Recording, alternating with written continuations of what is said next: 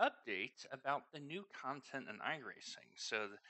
On Reddit, they have released all of the forum notes as they're still undergoing their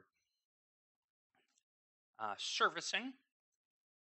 And so some of the highlights here, obviously, they've mentioned about the new cars, they've teased about the damage model and the move to McLaren for the Formula One car. But note there's some other things that they've added. And I want to address that now. The NASCAR pin in and pit out lights, I think that's a really good change. They've updated the game time. So if you notice in Jimmy's stream, there was the game time penalty and you had to serve it within a certain period of time. Some graphic stuff. But I want to focus on just a few things very quickly. Like I said, you can go out to Reddit, to the iRacing Reddit, and read all this. But I want to address something that I'm very happy to see, and it's right here.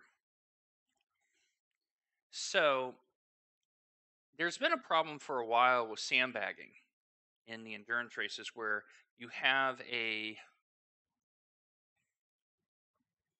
team and they will put in a low iRating driver to get the average down on the team. And now iRacing is putting an end to that, and I'm very happy to see this.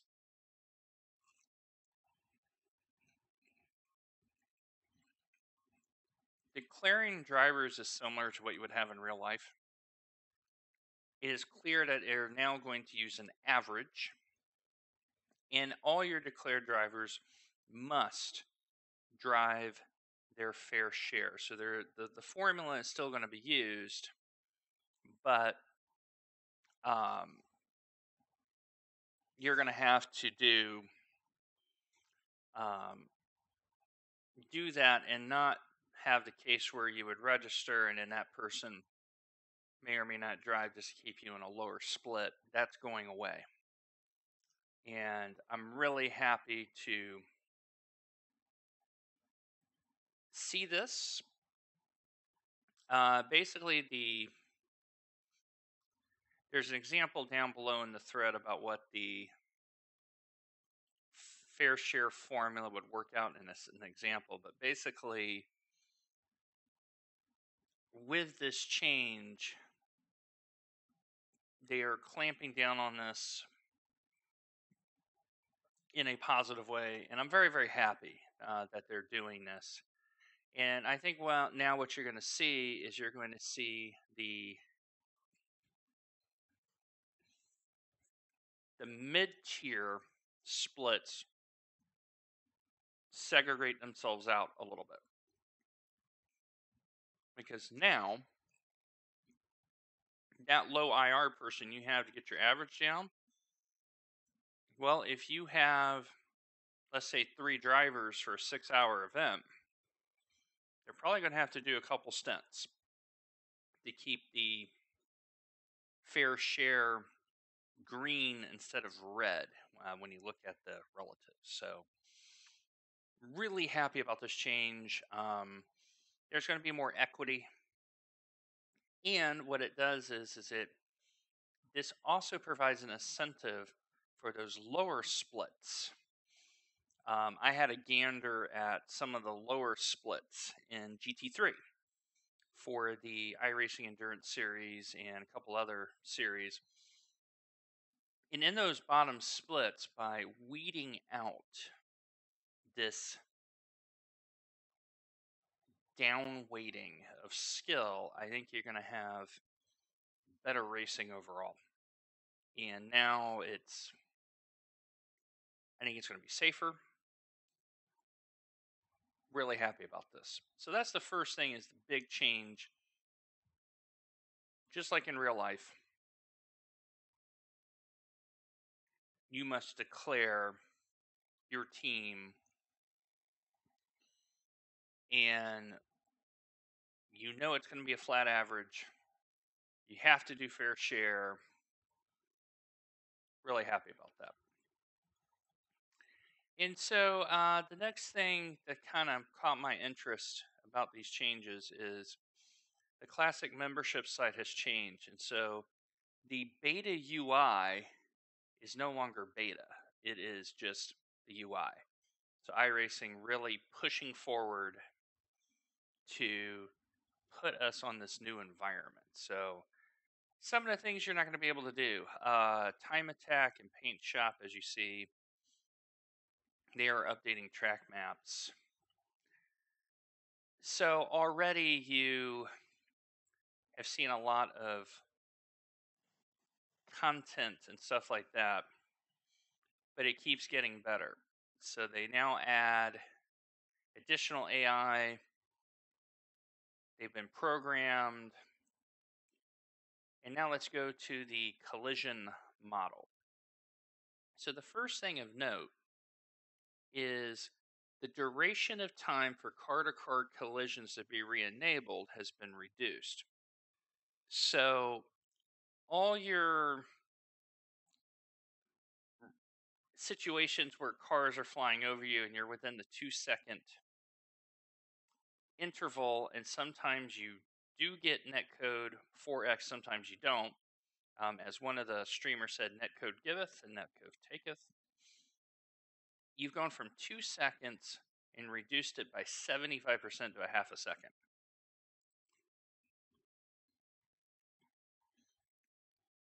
So much more realistic. I'm happy to see that collision checking for assigning incidents has been improved. I have gotten some 4X's at times, and I'm like, okay, in real life, the person that hit me is getting a stop and go for, as in Super GT and Super Formula, they call it moral standards. V8 Supercars is driving standards. And they've adjusted the algorithm and all that. I like this comment here, the last bullet. The vehicular space launch. Cute, but yes, iRacing needed to tune that. They are trying to be a simulation, so I can respect that. Triple screen support has been updated to 270 degrees to 10. So the triple screens people are going to be really happy about that. I like the new audio. This feature, the in-car sound balance, I'm very curious to see how that plays out. I like that. Just to be able to tweak it. So I'm looking forward to see how that sounds. I have a Sound Blaster card in here, so I have an enhanced sound card. The other thing is, I kind of went by it here. You now can hear environmental sounds, so you can hear the things you would hear at a race. So I really like that as a nice value add with this. If you speak French, you have an updated spotter pack. You have update replays. Like I said, you can do a lot. Telemetry. Let me write this. Let me comment on this. So telemetry is now segregated. So on slower drives, this was a problem. Like if you use VRS telemetry logger, it's sending stuff constantly. And so them moving that is good. And then they have a bunch of car changes. I'm going to go down and find the car changes that matter to me. And what I noticed is the M8 got a lot of work. Now, my understanding is there are cars dropping off in the upper classes. So I don't know exactly how this impacts, but the M8 got a lot of work, and it is a popular car, so it's a good thing. The Corvette definitely has been promoted. The Delara has been promoted. The Delara F3. Now, the F3 is very popular. Just from the Battle of the Little Wings, I see a lot of F3s. And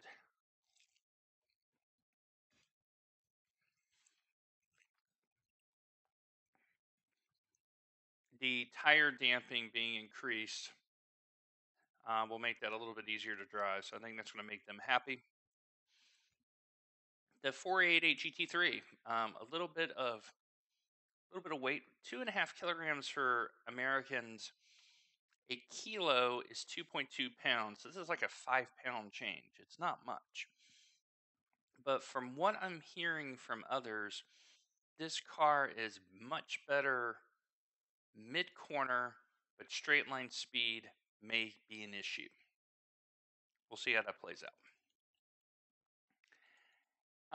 And then I'm going to talk about the last two. The MX-5, they have narrowed the adjustment ranges on tire pressure and ride height, so they're making it more and more of a stock formula car to place more emphasis on driver skill, even more so. So I'm very, very happy about that.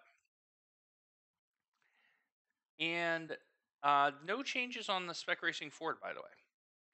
But the last one, which is pertinent for us, is this one right here. They've added a little bit of aero. And so I have one data point on this so far. Pierre is driving this around Catalunya with its tight corners, and they're reporting a little bit of push, a little bit of understeer. So we'll see how this plays out. But otherwise, in terms of the cars and all that, what I'm really curious about is once the service count is back up, we're going to do some content about the new tracks. There are two brand new ones. Oulton Park and Oran Park are free of charge. And as you can see here, they've added the Jetta. That's a free car. And that's the first part of it. And then further down, here's all the track information. There's a lot of track information. So read this at your leisure. They did add Crandon for the off-road. They made some adjustments on Daytona. So that net code issue that you used to get at Daytona, I think is going away. I think there's going to be more carnage and less escapes. And there's the two right here about stuff being added. So lots and lots of changes. Road America, they fixed this bad bump. I'm very happy about that. That would cause a lot of grief. And then if you keep going, there's even more stuff. So they've added Southern National Motorsports Park. They've added quite a bit of stuff in terms of tracks. And yeah, that's pretty much it. But like I said, you can go ahead and read this at your leisure. Like I said, it's on Reddit. And yeah, pretty excited. So we're just waiting for the servers to come back up. I've already downloaded the updates. You can do that. If you sign in, and you'll get the prompt to download the updates. Mine was 5.5 gigs, but your mileage may vary. So, like I said, just a brief video. That's about it from now. And just waiting for the servers to come back up. When it does, we're going to have a blast driving around both Oran Park, which I believe no longer exists. I think the land was purchased and housing or businesses were bought on it. We'll find out. And Oulton Park, which is a great place to race and has some interesting similarities in some regards to Road Atlanta. Length of circuit, types of corners. So, yep, stay tuned. Hope to hear from you, see from you later tonight. So, like, subscribe, follow. You know the drill. And talk to you soon.